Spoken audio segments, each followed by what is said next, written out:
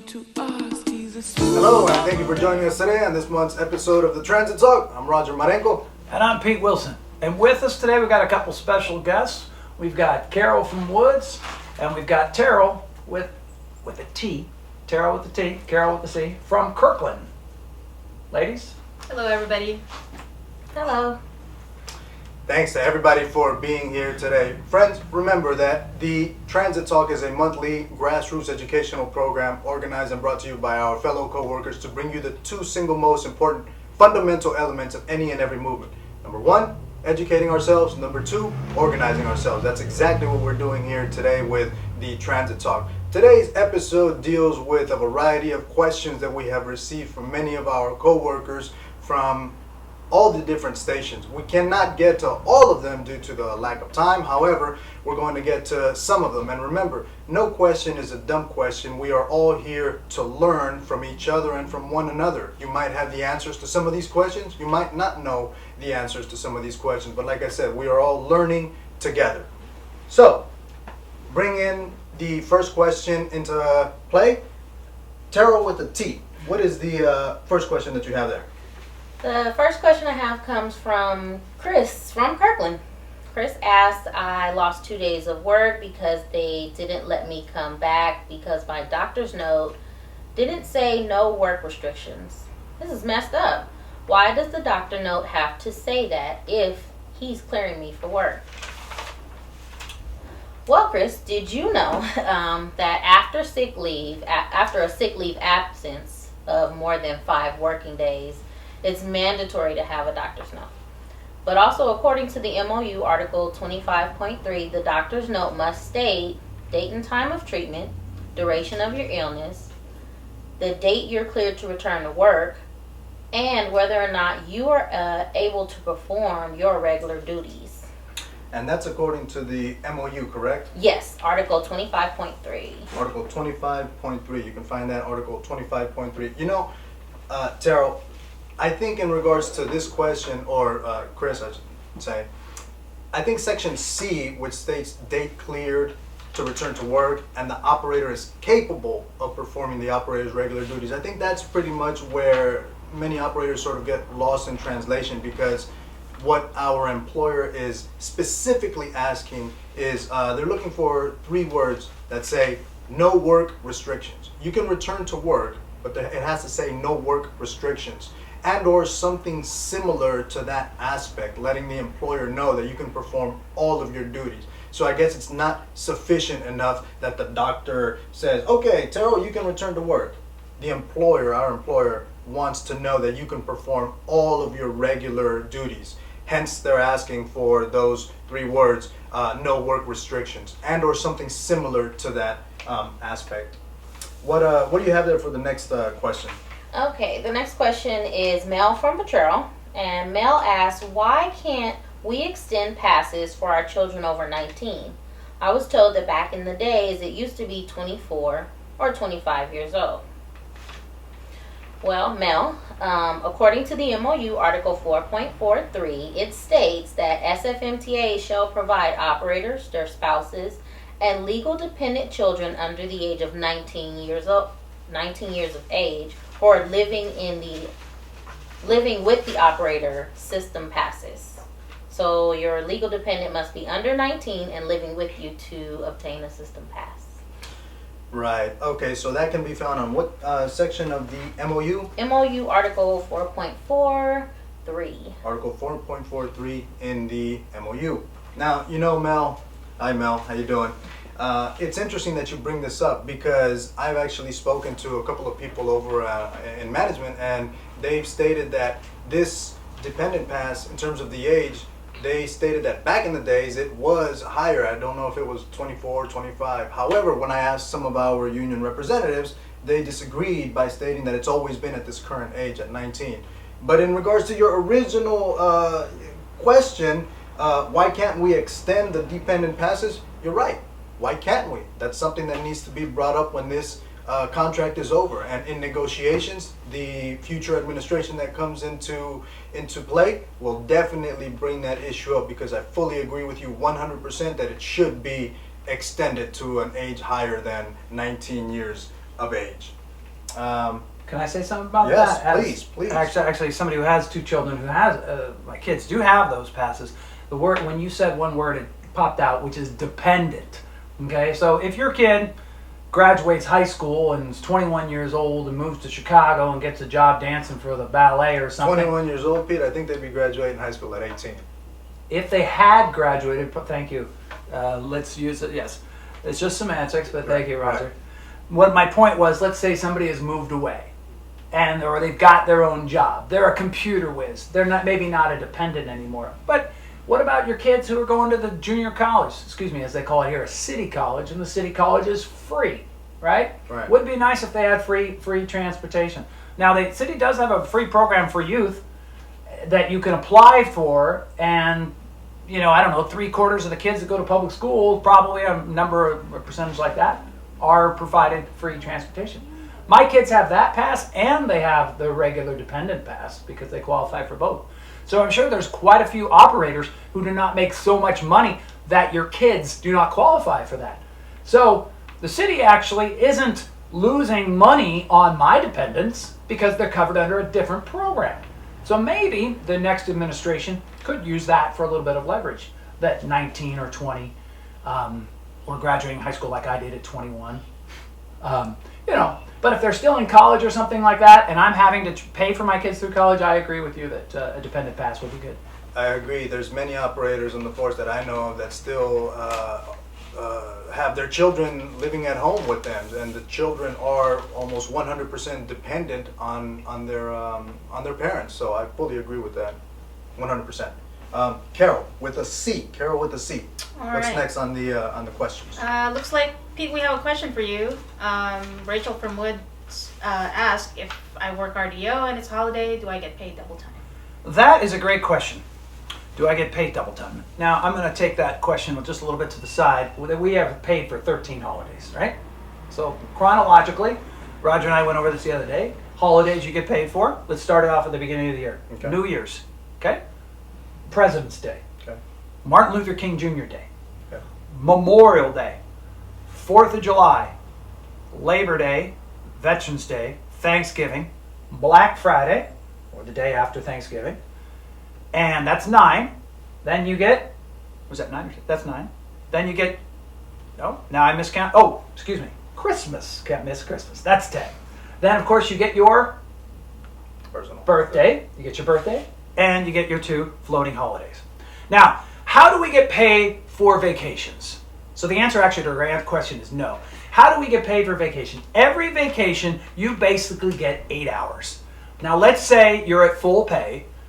8 hours is approximately $35. $35 times 8 is approximately $280.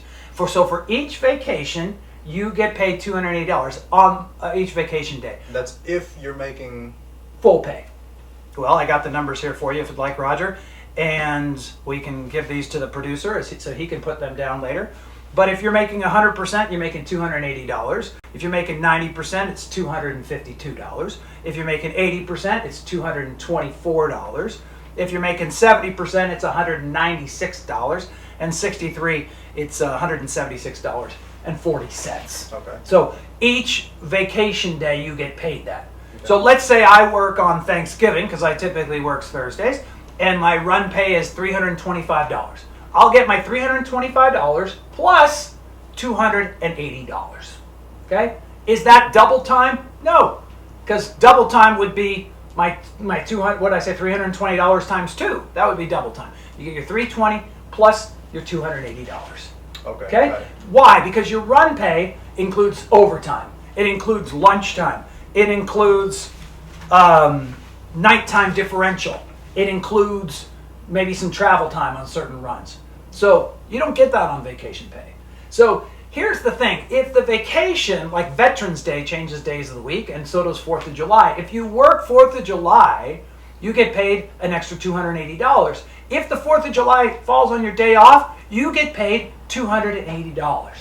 It actually doesn't make a difference. Some people are going to say, oh, no, that's not true. But go and talk to payroll. It does not make a difference whether you work the holiday or not.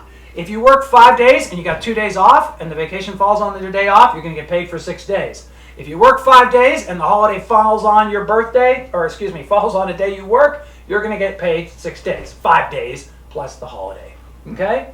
So the question was, do you get paid double time? It's not exactly double time. It's your pay, whatever you were working, plus the 280 or a percentage of that. Now I do want to point out that a bunch of people did at Presidio for 4th of July, and I actually did for last year Thanksgiving, is for Thanksgiving, I just went to the dispatcher. I didn't have Thursdays off, and I said, can I have Thanksgiving off? And they said yes. So I didn't do my run. A Thursday would have more people driving a regular Thursday than Thanksgiving. They switched to Sunday schedule, right? So they didn't need as many drivers. So what did you think I got paid? I didn't go to work. What did I get paid? 8 hours. 8 hours. Thank you, Cheryl. I got paid the $280. So I still got paid the $280. I would have made more money if I came to work. But a whole bunch of people on 4th of July, I don't know if you guys check it out at your yard, all these people, they just went in and said, can I have 4th of July off without, with 8 hours? Yeah, they got paid. They got paid. Interesting. All right. Lots of good questions. Thank you, everybody, once again, for asking all these questions. Remember, Thanks, Rachel. That was Rachel. Yeah. No question is a dumb question. Like I said, we're all here, to learn and to get educated. That's how we become stronger and more united. Carol with the C. What is our next question? Looks like we have Luis from Metro asking to follow up on that. What is the bank holiday? Okay. What is a banked holiday? Banked holidays. Banked holidays are similar to floating holidays. Okay, so our holidays that we got were 10 holidays that we mentioned, plus your birthday, and plus 2 floating holidays. Now, floating holidays are based on the fiscal year. Okay, the fiscal year means July 1st through June 30th. Okay, and so we just had a floating holiday sign up, right? It's just like a regular sign up. You go in, you sign up, you choose 2 days. You can't put a floating holiday or a banked holiday on a holiday like Christmas or New Year's or something like that. But I actually took my floating holiday and I put it on Christmas Eve, so that worked out pretty well for me. I don't get Christmas off, but I got Christmas Eve off to spend with the family. So the nice thing, I'm going to tell you what banked holidays are, but you need to understand floating holidays first. The floating holiday chart is up there, and if Roger, what's your number again? 4535. 4535. So I'm 4424. I can't go, oh, Roger took that Wednesday and I want it because I've got a higher seniority. No, it's first come, first served. He's already written his name on there. He's got it. Your floating holidays, you're not going to lose it. You are guaranteed that you've got that day. Now, banked holiday is similar, but it's a little bit different. So what happens is, let's say Thanksgiving's coming up and I work on Thanksgivings, right? And I put in a form and it says, I want to bank Thanksgiving. So I go to work, I get paid my $300 or whatever my run pay is, but I don't get that $280. Why not? I took that $280 and I banked it. Okay? My wife's birthday is July 12th. The first year I was working here, I took my banked holiday. Actually, I took a floating holiday. But let's say I wanted to take my wife's birthday. I might have said that before. If I wanted to take, well, you know why I took a floating holiday? Because nobody had explained bank holidays to me. Pilar explained it to me. Thank you, Pilar. I used a floating holiday. You only want to use you want to use a floating holiday on those important days that nobody can ever mess with. The thing about a banked holiday, with our last dispatcher, I said, can I use the bank holiday on this Saturday? And she said, nope, too busy. Next Saturday, can I use it? Nope, too busy. Next Saturday, nope, too busy. So it's at the discretion of the dispatcher. So what happens, the holiday comes up, you say, I don't want to get paid that $280 or that 8 hours. I bank it. Okay, then what comes along? Oh, you know what I used it for? Opening day. San Francisco Giants open on Mondays. Guess what? Nobody's taking Mondays off. It's easy to get money. Here's my banked holiday. You go to the dispatcher, you fill out a form, you say, I want to use that holiday that I didn't use on Thanksgiving. So instead of getting paid run pay, you get paid $280 if you're making 100%. So it's basically being able to move the vacation day to someplace else. In short, you just put that holiday in the bank, you use it for another day to get the day off. Yes. Now, some senior drivers would say, why are you going to do that? You're going to, you don't get paid. You can just call in something else, and why use that bank holiday? But what I do is, like let's say 1 week you're supposed to work 5 days. and you bank a holiday, so you only work 4 days, plus you get paid that too, then the next week you work 6 days and you make overtime. You still worked 10 days, but you actually got paid more. So it's nice, especially for the newer drivers if they need some odd day off. And when you're new, you get Tuesday, Wednesdays off, and it's hard to get off vacation time when you want. So a banked holiday is like a floating holiday, but you just don't have as much. Doesn't have as much power. Got it. Follow up on that. So if you bank that holiday, instead of using it on a different day, can you just cash it out? Well, the way to cash it out is not having banked it in the first place. So the end of the year comes along, which is June, and you haven't used it, you got to use it. So great question, because if you bank a holiday and you come to the end of June and you're like, oh, I decided I didn't want to use it. It's use it or lose it. Now, at the end of the year, at the end of June, if you haven't used your floating holidays, see your dispatcher, turn in a form, and guess what? You're going to get paid. So if you don't use your 2 floaters, and the end of June comes up, $280 times 2 is $560. Bam! You can just make that. Hey, if you don't want, you don't have to take off your birthday. You don't have to take off your 2 floating holidays, and that's $280 times 3. But if you forget to use them, you lose them.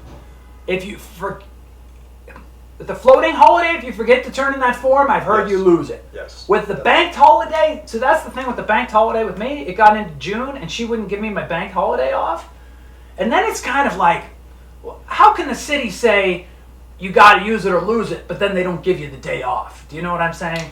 Right. So when it gets close, if you keep trying, then I don't know what you can do. Bring in the union rep. Got it. So hopefully. So if you have your option, Carol, between using a banked holiday and a floating holiday, what sometimes people will do is they'll put in a thing and they'll say, I want to use a banked holiday. If not, you put on the form, I want to use a banked holiday. If not, I want to use a floating holiday. If I can't use that, I want to use a 1-day vacation. Like you give the dispatcher 3 options, right. And you want to use the banked first because the floater has more power. Got it. Okay. Excellent. Thank you. Hopefully that answers that question in regards to what is banked holiday. Thank you for that. Next question, Carol with the C. Okay, so last question here is, how does flex spending work? How does flex spending work? Flex spending. Wow, that could be an entire episode in and of itself. Is that? Well, I thought we talked about that quite a bit ago, but I do want to point out that coming up in October is, what do they call it, open enrollment. And Right. so in October, an open enrollment down in the medical building, what is it, 1125 Market? It's right across from UN Plaza. I think it's 1125 Market. You can go in there and they talk about the different health plans. Personally, I'm on Kaiser, but there's Blue Shield. There's different health plans that you can sign up for. And if you don't go back in there, they're automatically going to put you on whatever program you're put. But if you don't re-sign up for flex spending, Terrell, you're on flex spending, right? I'm on flex If you spending. don't sign up, you'll have 0. They don't re-enroll you. They don't Flex re-enroll spending, you. you have Yes. to enroll every Yes. year. So this, Terrell, hold up your card. I'll hold up my card. This is our card that we got from flex spending. So for me, I think they take maybe $50 a paycheck out, and if you sign up for $50 a month, or excuse me, $50 a paycheck, they take the money out of my account, and they put it into a special account that I can use on this credit card, and I go to the dentist. Okay, $50 fee, bang. I had some major, more special cleaning, might not have been covered, $200, bang. You go in for a root canal, bang. Any money that is for special, for anything that's not covered by your insurance, it can be covered by this card. Can I interrupt? Yes, please do. So to kind of further explain, the money goes on first. Right. So January 1st, if you say, I'm going to spend $250 on medical or whatever, they add it, and then it's divided between your paychecks in the year. If you say $500, they divide that amount from your paychecks. So you get the full amount that Right. you need to go to the medical or doctor, prescriptions, whatever you need, and you can spend throughout the year, and it's taken out of your check. So the nice thing about that, whether you say, let's say I did $50 a paycheck, but in January we had an emergency room visit and it was $1,000. You can spend that $1,000 before you put it in there. And for some reason, if you lost your job and you quit or something like that, well, you talk to the flex spending people about it. But I don't think you don't have to reimburse them for that. And what they used to do was at the end of the year, if there was money left in the account, you lost it. You do lose it. Nope, they've changed it. There's a rollover. There's rollover of $500. Oh. So now, Terrell, Good to know. don't worry, $500 is I great. usually rush to fill all my Exactly. You got $500 extra. And Carol, did you want to throw anything about the dependent care? You don't have any. No. No, you didn't. Or I no, you don't have have kids. no idea about it. Oh, okay. No, I thought you mentioned something about. But you know, for they daycare. can also. Well, she was the one who mentioned it for daycare, but you can also use this card for your children. Yeah. And your wife. My wife, my children, Or your husband's, husband. whatever. Yeah. Somebody who's in your medical program. Mhm. But what I was talking about was that I think a couple years ago we did $2,000. And you can do like aftercare for your it's basically aftercare. So if you're off work at 3 o'clock or excuse me at 6 o'clock, but your kids are out of school at 3 and you have to pay for aftercare, you can pay for it with this. There is a difference though. They won't pay you all at one time. They'll only pay you for the child aftercare as you put in. I did it and we had enough charge to get all my money back, but I hadn't put in, so they just kept sending me checks, which. And we will probably mention this again in a few months, right? Because we have the open enrollment coming up, Right. we will talk about insurance and stuff at that time. Carol, what else do you have on there? Let's see here. Oh. Next question there. I'm ready. We have here Joe from Woods. How do I get reimbursed for my license? How do I get reimbursed from my license? Let Yeah. me see this one here. I got reimbursed for my license. It's a form. I thought I had it up here. You did have it up here. Oh, it's right here in front of me. It says Class B license reimbursement request form. So this is in the MOU Article 6.2. It states operators in service for more than 1 year or for 1 year or more shall be reimbursed for the renewal fees of Class B driver's license and VTT. So with this being said, you will only be reimbursed when your license expires, but remember you also have to meet a minimum of 1 year in service with the company. You can look that up yourself in the MOU Article 6.2. Okay, next question. We have an operator from Woods, and they're asking about what's the policy on graffiti. As it turns out, he was given a warning letter because he didn't report it, and so What's the policy on graffiti? what is the policy on that? Luckily, Terrell T brought us this.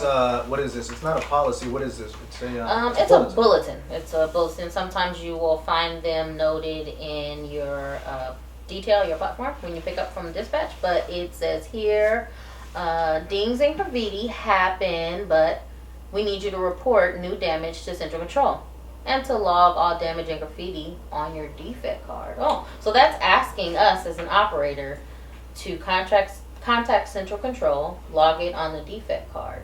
So I don't know if it's a policy or whatnot, but like Terrell said, it's on the what is this? General notice, a General. bulletin. I don't know why I keep forgetting that. Operators don't that- know what it looks like. that name. It's the bulletin. The bulletin. It says pretty much if you see graffiti, report it. And graffiti is considered, according to this bulletin, graffiti is considered damage. So if you see graffiti, plain and simply, document it on your what is that called? On your Defect card. defect card. Jeez, don't know why I forgot that. Note on the defect card, call Central Control, and they will give you instructions on what to do, whether it goes out of service or whether you stay in service. So plain and simply, if you see graffiti, report it. It's that simple. Write it down on a defect card, report it. Okay? So I do hopefully want to that say answers that. something real quick that I did see on that bulletin, which Yes. is nice. And somebody at Central Control once said it to me when I called, and I was just saying how far behind I was. He said, "Operator, make sure you get out of your bus and walk around and stretch a little bit. Just take a little bit of time for yourself." Now, not everybody at Central Control has said that, but it does say on there, Roger, right? It says something about at terminals, walk around the vehicle, securing the vehicle. After securing the vehicle, when safe, and do so and perform a quick check for new graffiti and damage. That's actually written on this bulletin in bold Right. letters, asking you, and I quote, at terminals, walk around the vehicle after securing the vehicle when safe to do so and perform a quick check for new graffiti and damage. Not only are they asking you to do that, it's also healthy, right? Yeah, it doesn't say call dispatch or call Central Control to let them know you're going to do it. We're taking some personal time, but we should all get up at the end and get some blood flow. So, Pete and Roger, can I ask a question? yes, of course. I don't have time for that. You know, I'm rushing, I'm running. Peter's saying I'm 3 or 4 minutes late, and now you want me to get out and walk around my bus for old graffiti. Like, where is that in the rule book?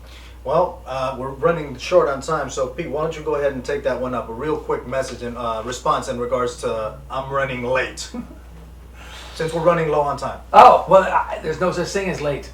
Uni wants you to take care of yourself. Uni wants you to be healthy. Uni wants you to do the safest thing first. Have you ever heard that? Do the safest thing first. That's so right. for you getting out of the chair, wake up, woo, do whatever, and get back in that seat. That just made that coach safer. So thanks for doing that. Oh, Right. actually, if I can add to that, a lot of times when I call Central and let them know when I'm late, they will tell me, hey, just go walk around for a couple minutes. And since I'm not taking a 702, I just go ahead and walk around for a couple minutes when I get to the end of the stop.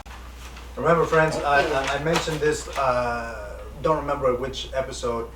The only time you are late in this job is when you show up to work late. That's the only time you show up that you are late to work, when you actually show up to work late. If you're running behind schedule and you don't have time to walk around your bus and you're driving around speeding, that is not only unsafe, it's dangerous and unhealthy. And like I said, in big bold letters, it says on this bulletin, at terminals, walk around the vehicle after securing the vehicle when safe to do so, and perform a quick check for new graffiti and damage. So safety/health first. And Pete, I think we had one more question. We're running kind of low on time, but I think we had another question. You have something there? Yes, we have this question that you received from Edric Pasquale. And Edric, the great thing about Edric was that I bumped into him last night. So he and I got to talk about this question at Presidio. He is a Presidio driver. And it says, how do you calculate your hours on a pay stub? And I'm not going to read the whole question, but you get the idea. It says he liked our dissection of the pay stub, but how do you match the total hours worked? And a lot of operators are talking about making sure everything is correct. Well, Edric, you and I talked last night that it's easiest for people who have just a straight run, then people maybe who have blocks, and that the people like Edric and me, that it's a little more difficult because we're on the extra board, so we move around. So it's a lot more figures to calculate. But I've got some great news for you, Edric. I ran into our new computer whiz, Terrell with a T, right over there. Terrell, what do you have to say about this question? So helpful to Edric, that's his name, and everyone. Our operator website, which I keep repeating we should go to in Trapeze. There are 2 drop-down sections. One that talks about timekeeping. So you can actually look to see the hours that you're going to have on your paycheck. It gives you all of the holiday and it breaks down all of the numbers. But there's also another section that's assignment list. And it'll give you the detailed hours from when you signed on to your bus or made a relief or when you filled out one of those nice overtime slips.